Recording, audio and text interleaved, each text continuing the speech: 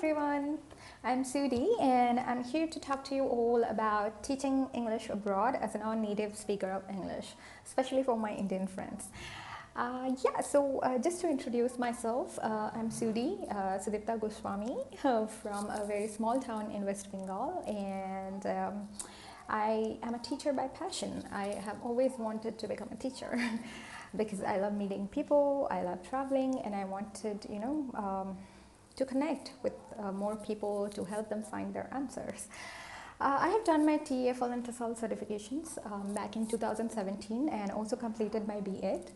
I am a bachelor and master in English literature also, as well as, I have been teaching English for over 4 years now in general and English language schools, both online and on campus. So I have taught in India, Thailand, and I have got opportunities to teach in North Africa, South America, Europe, and other countries in Asia like Vietnam and Japan with one of the best companies, leading companies in those countries. So thank you for tuning in and asking me those questions in my last video, which I casually uploaded for some teaching platform. And I got some views and questions along with messages. And over the years on Facebook and LinkedIn and even on IG, I have got numerous questions from people about teaching English abroad. So thank you for asking me those questions because I'm somehow inspired to make this video now. Thank you. So let's get started with the first question among those 10 questions. The first question is, I am an Indian non-native English speaker. Can I teach English abroad? What are my chances of getting a job? Well, yes, the answer is yes. You can teach English abroad even if you are a non-native English speaker.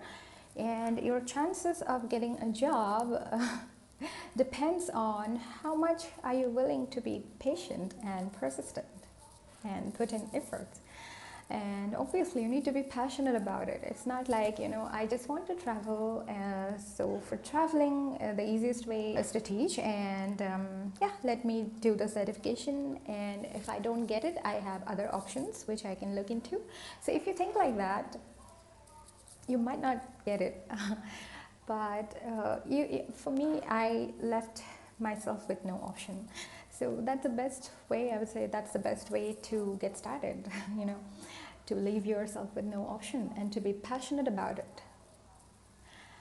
Well, the second question. The second question is, what's the first step to become an ESL teacher or an English teacher abroad?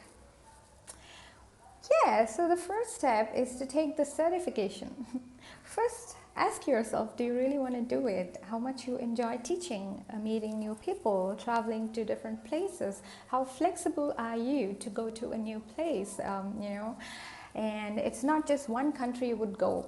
Probably you would keep on traveling like me, or you can settle down for a while. So ask yourself that, and if the answer is yes, then I would ask you to take a TEFL or TESOL certification. So there are companies in India which provides that. I did it from ACT, Asian College of Teachers, and I did 120 hours of in-class TEFL certifications.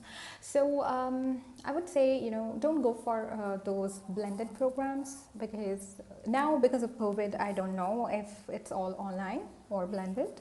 But if you can do it, in class, it's better. It has more value and importance than the online ones. Okay, so first step is to take the certification. The third question is, from where can I get TEFL or TESOL certified, which is widely acceptable? Yeah, now there are companies, like I said, in India, and if not, you don't want to do it in India for getting, more exposure, like international exposure, you can do it from Bangkok, which is the second best option, I would say. And not much expensive also. So if you don't want to go to Bangkok, you can definitely do it from India. So like I said, I did it from Asian College of Teachers, and Yeah, so you can also Google, there will be some other companies like Oxford TEFL, but those are not in India. So if you want to take an online course, then you can go for the other companies. But if you want to do it from India, I would suggest where I did it from. I have not much idea about the other companies because I don't have first-hand experience, right? So whatever I'm telling you here or suggesting, all from my first-hand experience in person, yeah, and those have worked pretty well for me. So yeah, it's good if you do it from here. The fourth question is, do I get any placement assistance or guarantee when I sign up for TESOL or TEFL program? The answer is no. Well, I haven't got it. Companies say that there is placement assistance, but what I got, or my friends or classmates, they got is, it's just a website and a login. So you can just go online and find those websites. So you can get the certification, you can put it to use for your employment, but placement assistance from my company or my institute, I haven't got it. But if you can find something that guarantees placement assistance, yeah, it's okay. Good for you. Go ahead. The fifth question, what are the next steps? The process. Well, the next steps are to create, after you complete your TEFL course, is to create a strong, impactful CV or a resume. Most of the companies look for resume, mostly 1 to 2 pages maximum, and definitely create a cover letter to send with that CV or resume.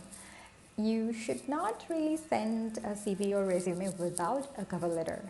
And if that company matters to you, the job matters to you, then I would suggest you to create a cover letter especially for that company, addressing that company, okay? Know their mission and vision and, just curate it for that, especially. And obviously apply on websites. Try finding different websites. I'm thinking of making a next video where I put on all, list all those websites, and it has some different country specific websites also, not only the general ones. So yeah, like Dave's ESL Cafe or TEFL.com, go there, apply, and even if it says for NES, like native English speakers, be sure to apply. If you think you would be a good fit for the position, like when you read the description of the job, you would know, right? So if you think that, even if they mention we only hire native English speakers, I would ask you to apply and give it a try, right? So there's no harm in trying. I did it. Now the sixth question is, what are the best websites to apply for teaching jobs abroad? Like I said, there are many, and every day there are new ones. So for general ones, apart from country and company specific websites, you can go for TEFL.com, Dave's ESL Cafe, teachaway.com, and for India it's like indeed.co.in, Shine, Naukri. So Indian.com and Times Jobs, they have for different countries also. Now you can find other websites which is like .th, .vn, .cz. Those are for country specific ones. Now you can go to some company, search for best ESL, EFL companies, or companies that hire non-native English speakers as well, and if you want to go for that. And yeah, like for example, if you see a company named Hello English or Wall Street English, you can go to their website and apply. Yeah, that's also possible. The next question is, I'm a state board student. Can I still make it? If you're an Indian student, you might be familiar with the term state boards too. Not CBSE or ICSE, but from West Bengal board, Jharkhand board, UP board, right? So yes, you can, because it has nothing to do with your board or nothing to do with your 10th results or like board results. So don't worry about it. If you are passionate about it and you have good grip and knowledge in English language, so yeah, I think you can give it a try. And I would say, when I say give it a try, I want to say if you really want it, then you will get it. Doesn't matter your board, your scores, doesn't matter. You just need to have knowledge of the subject or the language, and yeah, really want it, right? The 8th question: how many hours a day shall I dedicate for my preparation? Or what should be the way I prepare for it, right? So I'm going to tell you the lazy and fun way, because after my school I was very studious and then I suddenly became very lazy to study. So what I used to do is watch Hollywood series or movies. When I say Hollywood, you can watch both British and American, depending on what you what you want to achieve, like the American type of accent or British. And you can definitely listen to songs. What I did is, because I love singing songs, so I used to listen to songs and Google the lyrics and sing together. So yeah, I think that helped me. So you can do that. Plus, you can go to YouTube, and there are good channels like, I would say, Imaz English and English with Lucy, but that is a British one. So you can try different YouTube channels which is suited to your interests and your needs. So yeah, and watch it. That's how you practice. You don't have to, necessarily open a book and sit all the time with the book, because you will get bored. And if you're not excited about it, how would you, keep up that energy when the interview comes? All right, the next one. Number 9. What accents are acceptable and how to achieve it? Here comes the big question. See, I would say there is no such accent which is like, specified as acceptable. So you can have any accent you want: Indian, British, American, Australian, Filipino, but in a more neutral or internationalized way, so that it's only for your students and your employers to understand you. It has nothing to do, I'm saying this only for some people, because I have heard them saying, oh, you are copying that, oh, why to copy that, So those who don't know, the first step to learning a language is copying or imitating. When a baby learns a language, it copies what the mom or the dad say, right? So that's how we learn. So if we want to achieve something, we have to copy it first, and to make sure my students understand me. I cannot speak in a very very localized accent, because it's very hard. I have students from everywhere, everywhere. Italy, France, Turkey, Japan, Korea, China, Thailand, Vietnam, many others. I mean, you have to have an accent which is understandable, which is comprehensible for others, right?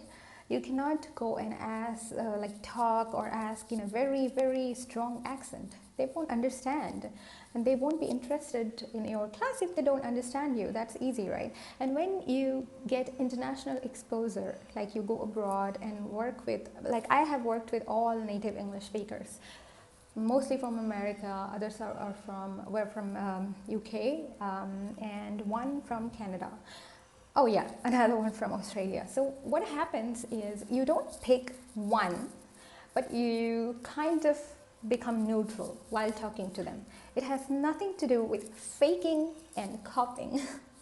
So don't worry about those who say it. Just remember what you want to do and what you have to do in order to achieve it, right? The last question is kind of personalized one. How did I get the jobs abroad? Because I got more than one. So jobs abroad, sitting in India within just a month after completing my TESOL. Yeah, this is the question. So within a month I got one job, and then in the next month I got another. I actually got something else which I didn't take. So how? It's your persistence and your passion, like I said. When I completed my TEFL, and same with someone I know who has completed it before me, my batch. So for both of us has something in common, which is the persistence and leaving no option but to do it. So for Indians, you would know that B.Ed is a degree which allows you to teach in India, right? And even in Saudi, it's accepted. And in some other countries as well. So I did it to teach in India. I never really thought I would go outside, but there was some changes. It just came to me, Someone said something to me and I took it up as a challenge. So I did it because I left myself with no other option, no other choice. So that has to be this, I had batchmates who had 2-3 options, or did it only for traveling, I guess. So it took long time for them, or maybe they're doing something else. But if you really want this, then you have to only stick to this. So I prepared myself in the way, like I told you, I prepared my fun and lazy way. I applied to all the websites I could find, and even if it says non-native English speakers are not allowed, I just applied anyway. The first and biggest thing I did is to make a proper CV, an impactful one, and also the cover letter with that, which expresses your originality. You don't have to copy someone or be someone else. Just be like that, which you are, and tell the story why you want this job and why are you passionate about it. It's just that. Well, so that's it. And before I tell you what I'm going to do in my next video along with those websites, let me just tell you that I have been thinking of recording this video for a while, but for some reasons I couldn't do it. And to answer your questions, I especially took this time to do it for you, record this for you. So if you find this useful, helpful, please share it with others who might also find it helpful, and who wants to teach and travel abroad. So please let me know in comments what do you think about this, and what are the next thing we can talk about, and someday we might have a live as well. So thank you very much for watching, and in the next video we are going to talk about the top 5 countries for non-native English speakers to apply and get a job, and also I'll give you some websites, like I said. So thank you very much for today, and hope you have found it useful. Bye. Take care.